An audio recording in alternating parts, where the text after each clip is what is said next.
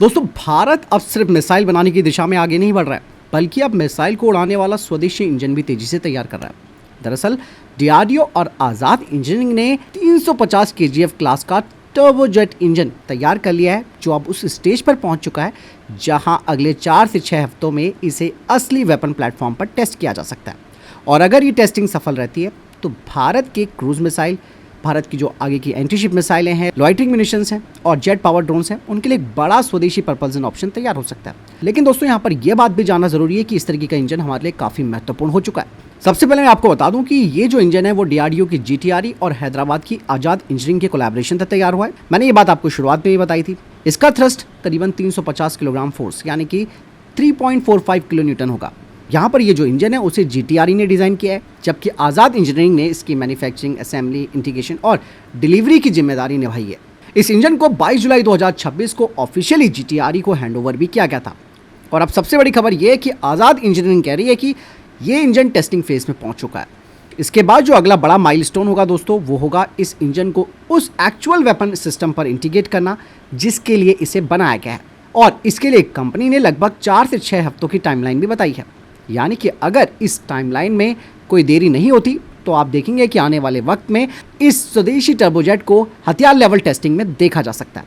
हालांकि एक बात और मैं आपको ज़रूरी यहाँ पर बता दूं कि 4 से 6 हफ्तों की टाइमलाइन कोई ऑफिशियली बात सामने नहीं आई है। ये बात केवल कंपनी की मैनेजमेंट बता रही है। अब बात करते हैं इस इंजन टेक्नोलॉजी की।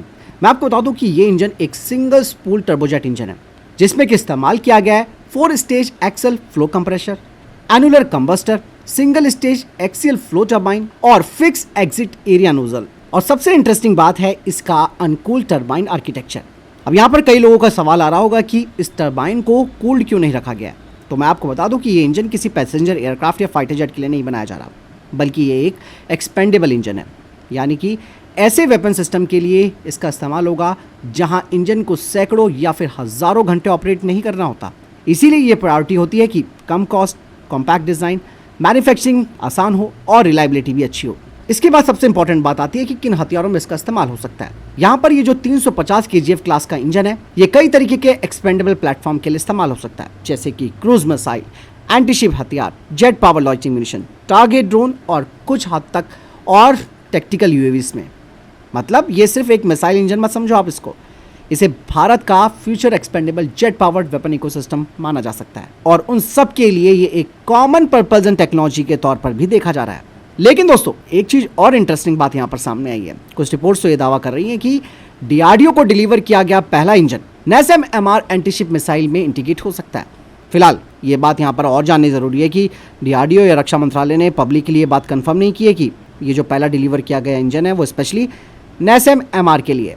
बट ये केवल रिपोर्ट्स का अंदाज़ा है, इसलिए इसको आप ज़्यादा सीरियसली ना लें।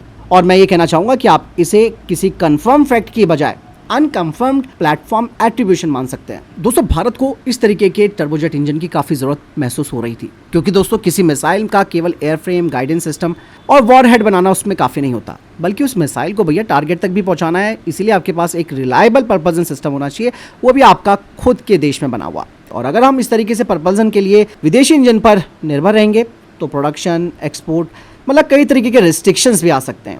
लेकिन अगर हमारा अपना खुद का स्वदेशी एक्सपेंडेबल टर्बोजेट इंजन है तो भविष्य में हम इसका प्रोडक्शन बढ़ा सकते हैं, विदेशियों पर डिपेंडेंसी कम कर सकते हैं और अलग अलग हथियारों में एक कॉमन पर्पल्सन टेक्नोलॉजी इस्तेमाल की जा सकती है। इवन दोस्तों भारत की प्राइवेट सेक्टर की कंपनी आज़ाद इंजीनियरिंग के लिए भी एक बड़ा माइलस्टोन है, क्योंकि कंपनी अब सिर्फ प्रिसीजन एरोस्पेस कंपोनेंट्स बनाने वाली मैन्युफैक्चरर नहीं रहना चाहती है।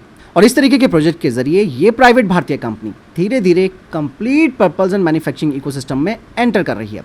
और ये ट्रेंड डिफेंस सेक्टर के लिए भी काफ़ी इंपॉर्टेंट है, क्योंकि डीआरडीओ प्राइवेट इंडस्ट्री को डेवलपमेंट और प्रोडक्शन चेन में शामिल कर रहा है। तो फिलहाल दोस्तों अब इस प्रोग्राम के लिए 3 बड़े माइलस्टोन्स हैं। पहला, वेपन लेवल का इंटीग्रेशन, जहां पर इंजन को एक्चुअल वेपन प्लेटफॉर्म पर इंटीग्रेट किया जाएगा। दूसरा होगा यहाँ पर टेस्टिंग और वैलिडेशन, जहां इंजन और हथियार सिस्टम की परफॉर्मेंस को इवैल्यूएट किया जाएगा। तीसरा है सर्टिफिकेशन और प्रोडक्शन, जो कि काफ़ी ज़रूरी होता है। टेस्टिंग सफल होने के बाद सर्टिफिकेशन और फिर बड़े पैमाने पर प्रोडक्शन की दिशा में आगे काम होगा। और अगर सब कुछ समय के हिसाब से आगे बढ़ता है तो नो डाउट आने वाले महीनों में इस प्रोग्राम से जुड़े बड़े अपडेट्स आपको देखने को मिल सकते हैं। तो यहाँ पर एक बात और समझने वाली बात है कि अभी तक आप सबको मालूम है कि भारत बड़े एयरक्राफ्ट इंजन के क्षेत्र में चैलेंजेस का सामना कर रहा है, लेकिन 350 केजीएफ क्लास का ये छोटा एक्सपेंडेबल टर्बोजेट इंजन भारत के लिए एक बड़ी अपॉर्चुनिटी देता है, क्योंकि इन्हें फाइटर जेट के हाई परफॉर्मेंस इंजन जितनी लंबी सर्विस लाइफ नहीं चाहिए। और यही वजह है कि ऐसे इंजन्स को तेजी से डेवलप और मैन्युफैक्चरिंग करना कंपैरेटिवली प्रैक्टिकल हो सकता है। तो कुल मिलाकर मैं कहना चाहूँगा कि अगर ये टेस्टिंग सफल होती है तो भारत के भविष्य की क्रूज मिसाइलें, लॉइटरिंग म्यूनिशन, एंटीशिप हथियार, इन सब के लिए एक स्वदेशी प्रपल्सन सिस्टम मिल सकता है। और सबसे बड़ी बात यहाँ पर यह भी है कि भारत अब सिर्फ मिसाइलों को तैयार नहीं कर रहा, बल्कि अब मिसाइल के अंदर लगने वाला इंजन भी तेजी से स्वदेशी तौर पर बना रहा है। आपको क्या लगता है इस बारे में? कमेंट सेक्शन में लिखकर बताएगा। मिलता हूं वीडियो के साथ। नमस्कार, जय हिंद, वंदे मातरम।